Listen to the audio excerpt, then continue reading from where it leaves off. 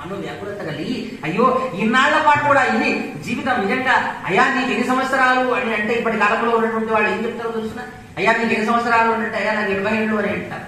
ఒక గొప్ప మహానుభావుడిని ఒక సాధు పురుషుడు అడిగినాడట. అడిగితే ఆయన అయ్యా నీకు ఎన్ని సంవత్సరాలు అంటే ఆయన ఏమన్నాడట 90 ఏళ్ల మనిషి కానీ ఆయన ఏమన్నాడట నాకు 10 సంవత్సరాలు అన్నాడట. ఎన్ని సంవత్సరాలు? ఏమయ్యా 10 సంవత్సరాలు అంటావు? అల్లుడిపోయినవి వెంట్రుకలన్నీ నెరిసిపోయినవి తెల్లటి వెంట్రుకలు ఉన్నవి మరి 3 కాళ్లతో నడుస్తూ ఉన్నావు మరి నీకు 10 ఏళ్ళు అని అంటావు ఎందుకు అని అంటే అప్పుడు ఆ మహానుభావుడు అన్నట ఓ మహాత్మా 80 ఏళ్ల వరకు నేను అజ్ఞానిగా ఉండి 80 ఏళ్ల వరకు ఏముంది నేను అజ్ఞానిగా ఉండి నాకు జ్ఞానం అంటూ ఏమీ లేకపోయే 81వ సంవత్సరం లోపల ఒక భాగవతాన్ని చెప్పగలిగినటువంటి ఒక మహాత్ముడు నాకు సంక్రమించుండు. అతడిని దర్శించుకున్న తర్వాత ఓం నమో నారాయణాయ అనే అష్టాక్షరి మహామంత్రాన్ని ఉపదేశించినాడు. భాగవత శ్రవణం చేసిన తర్వాత నేను ఏమైపోయినా ఆనాటి నుండి నేను రోజులు లెక్క పెట్టుకుంటూ ఉన్నా అప్పటి నుండి నా వయసు 10 సంవత్సరాలు అని చెప్పినాడు ఆ మహాత్ముడు. ఇదంతా వృధా, ఇన్ని రోజుల పాటు వృధా అయిపోయినట్టే కదా.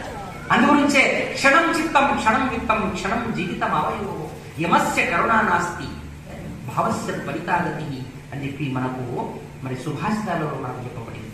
క్షణం చిత్తం అంటే ఈ చిత్తం ఇప్పుడు ఉంటది.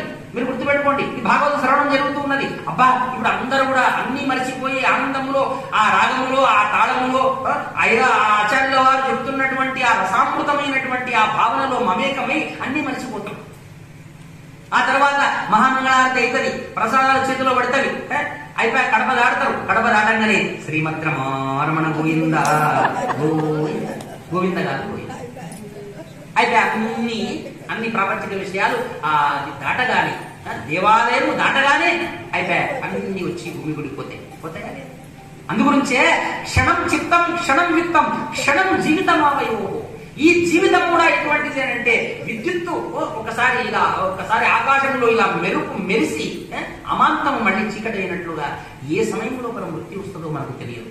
కాబట్టి భావస్య ఫలితాగతి అంటే నీ భావనలో ధర్మకార్యాలు చేయాలని ఉన్నది, ఉన్నప్పుడే చెయ్యి అంతే తప్ప గారి. నేను అందుగురించే మా నాన్నగారు నాన్నగారికి ఒక మాట నేనన్నా ఏమని అంటే అయ్యగారు ఇది మళ్ళీ మార్చుకోమని అన్నాడు అని అంటే నేనన్నా మార్చుకోమని అనడానికి నీ మనసు ఒప్పుకుంటున్నదా అంటే అప్పుడు ఆయన ఏమంటాడో తెలుసునా, అది ఏం లేదు స్వామి అందరికీ చెప్పినాము అంత అయిపోయింది, కార్యక్రమాన్ని మనం ప్రారంభం చేద్దాము. భావస్య త్వరితాగతి ఉండాలి. ఒక భావన అనుకున్నాము అని అంటే దాన్ని ముందుకు వెళ్ళడానికి ప్రయత్నం చేయాలి, అంతేగాని వెనకడ